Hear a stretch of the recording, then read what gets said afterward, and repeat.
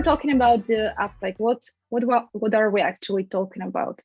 I'm pretty sure you all know what it stands for. It's Adtech. It represents the advertising technology, which means like it's any tool which you use to target the right audience or which helps you to deliver and measure your digital advertising campaigns.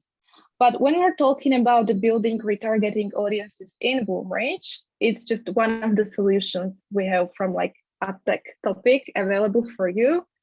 You can set up one of the native or custom integrations, which are available for you in the Bloomreach. The most popular ones are Facebook and Google Ads integration. As we could see in the poll, those are the platforms which you use the most commonly to run your ads on. So we will focus on them during this session. What you can do is you can use any customer attributes or any events you have available in the Bloomreach platform, and you can use them to define the audiences you want to push to these advertising platforms. So this will be our today's topic, but just to give you a brief introduction about some other solutions we have available in the Bloomreach, you can send any data you have, such as purchases or leads, to Facebook using our Facebook KPI integration. But at the same time, if you're running Facebook lead ads, you can receive data from Facebook to Bloomreach, and you can use it to enrich your single customer view. At the same time, you can benefit from machine learning. You can use our AI-driven predictions to create lookalike audiences. Or we have one plug-and-play use case available, so-called best channel segmentation, which can help you better understand what is the preferred channel for communication for your customers. So you can run omni-channel campaigns. You can target your customers with email campaigns, SMS, retargeting ads, push notifications, all within one scenario.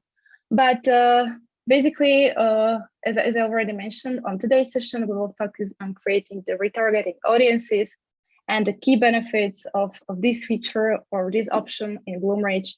It's a better audience management. So you can use all these insights to create a very detailed retargeting audiences. You can decide who to include in these audiences, at the same time who to exclude from them. And this naturally leads to better ads budget management, because basically it results in you running less ads, so you pay for less ads, but you really make sure that you show them to the right audience.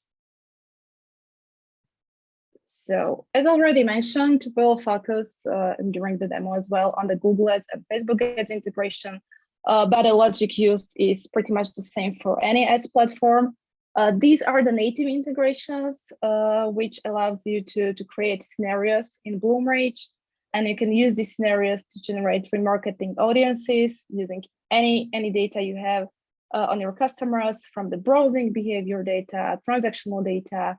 You can study their campaign interactions, and you upload all of these details. You push these audiences to ads managers without any need for manual imports. So you don't need to export them from Bloomreach and then import them back to Google Ads or Facebook Ads Manager. This is all done automatically. However, you need to meet two criteria if you want to create these audiences in Google Ads. And that is, you need to have a good reputation. This one is evaluated by Google directly, and you need to spend at least $50,000 to run your Google Ads. To create audiences in Facebook Ads Manager, you don't need to meet any eligibility criteria. Audiences you create this way using Bloomreach scenarios, you can use them to target your audiences on Google Search, Gmail, YouTube, Google Display Network, or on Facebook, Instagram, and Messenger. The time to implement these integrations, it's really just a couple of days. So we can provide you with step-by-step guides on how to integrate Google Ads and Facebook Ads custom integrations. And the moment it's integrated, you're ready to create these audiences and push them to your platforms. When we're talking about IDs you can use for matching, basically it's any ID which needs to be present in customer's profile, and it needs to be recognized by Google or Facebook. So You can use email as an ID for matching. In a case that you use it to create a Google audience, this email needs to be somehow tied to Google account. It doesn't mean that it necessarily needs to be a Gmail. It can be any other email which Gmail is able to recognize. At the same time, you can use phone ID. You can create an audience combining these IDs. So you can use email and phone as a matching ID at the same time for one audience.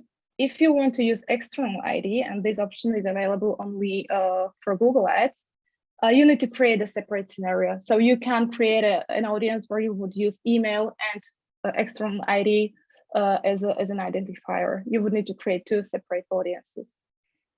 The audience you create this way, again, it needs to meet some criteria in order to be populated in your ad platforms. Its size needs to be minimum 1,000 customers after matching.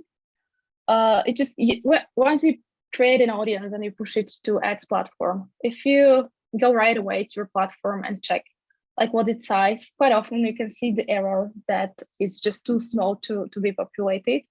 Don't worry, sometimes it takes up to 24 hours until the audience is recognized in the ads platform. So just come back after a couple of hours and check whether more customers were pushed to this audience. Please keep in mind that once you create an audience and you push to a customer, he will be part of this audience forever unless you set up an expiration or you remove him from this audience.